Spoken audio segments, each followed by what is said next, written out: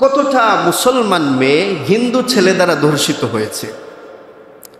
সন্ত্রাসী সংগঠন, জঙ্গি সংগঠন ইসকন ভারতের মদত পেয়ে এই বাংলাদেশের মধ্যে একটা হিন্দুত্ববাদী ব্যবস্থা চালু করতে চায়।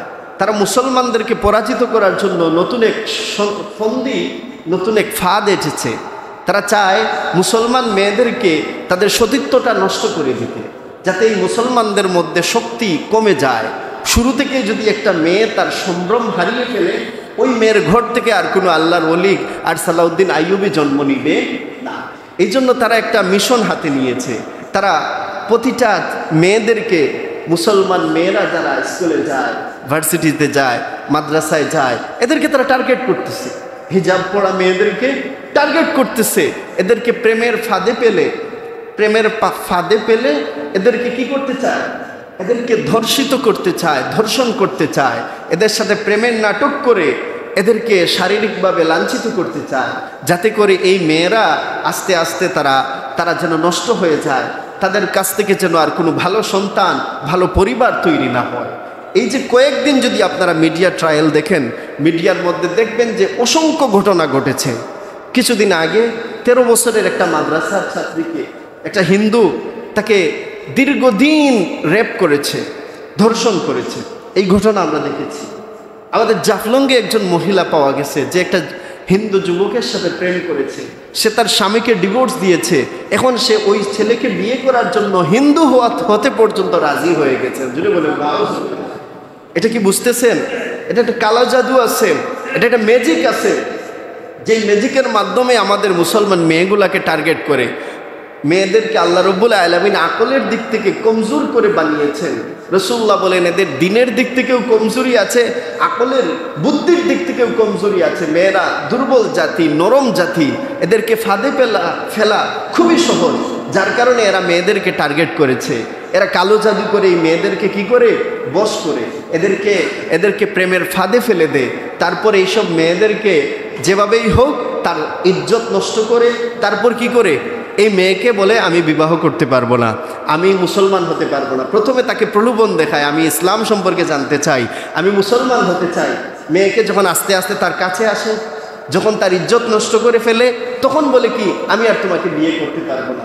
তখন এই মেয়েকে এমন জাদু করে যে এই মেয়ে বলে প্রয়োজনে আমি হিন্দু হয়ে যাব, তবু আমাকে বিয়ে করো।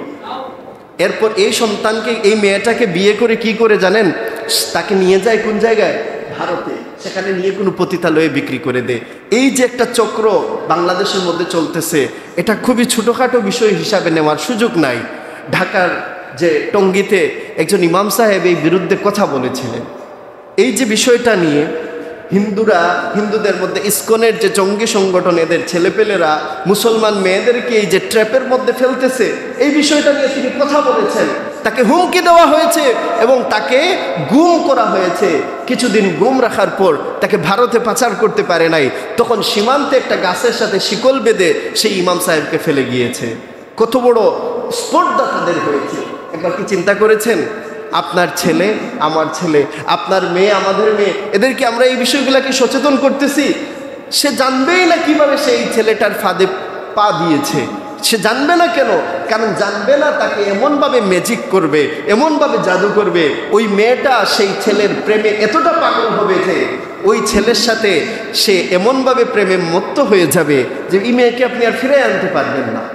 এজন্য খবরদার, আমরা সবাই যেন আমাদের পরিবারে, আমাদের ছেলে মেয়েদের সাথে এই বিষয়টা স্পষ্টভাবে আলোচনা করি যে দেখো, এখন একটা ফিতনা এসেছে।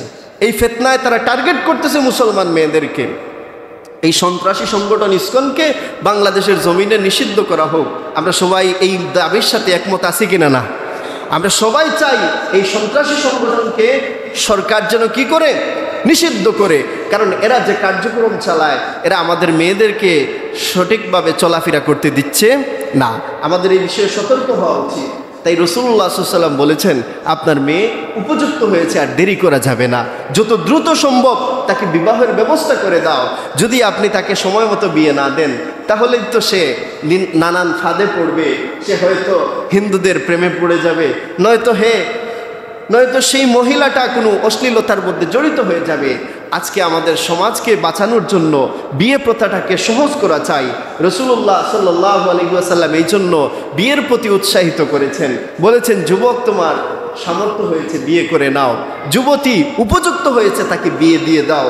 রাসূলুল্লাহর সুন্নাহ ফলো করলে আমাদের সমাজের অসংখ্য ফিতনা দূর হয়ে যাবে। আল্লাহ রাসূল সাল্লাল্লাহু আলাইহি ওয়াসাল্লাম তিনিও যখন উপযুক্ত বয়স হয়েছে তখন তিনি আম্মাজান হজরতে খাদিজাতুল কুবরা রাদিয়াল্লাহু তাআলা আনহাকে বিবাহ করেছেন।